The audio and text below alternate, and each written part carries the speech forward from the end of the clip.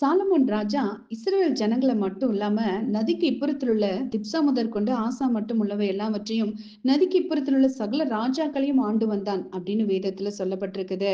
அதனால சாலமோனை சுற்றிலுமே சமாதானம் இருந்தது. பூமியின் நானா திசையில் இருக்கிற ஜனங்களும் சகல தேசத்தாரும் சாலமோனின் ஞானத்தை கேட்கறதுக்காகவே கூடி வந்தாங்க. நதிக்கு இப்புறத்தில் உள்ள ராஜாக்கள் சாலமோனுக்கு அடிமைகளா இருக்கல, அதுக்கு மாறா சாலமோன் கிட்ட இருந்த ஞானத்துக்கு அடிமைகளா இருந்தாங்க. சகல ராஜாக்களையும் சாலமோன் தன் ஆளுகைக்கு உட்படுத்தினதுனால அவனை எதிர்க்க எந்த ராஜாவோ ஜனமோ இருக்கலங்க.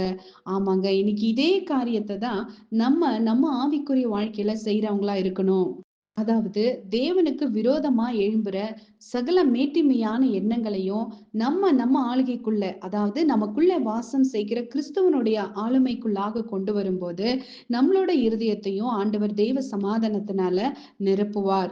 தேவர்களுக்கெல்லாம் தேவனாகிய கிறிஸ்துவை அறிந்து கொள்பவர்களோட வாழ்க்கையில என்னைக்குமே சமாதானம் குடிக்கொள்ளும்.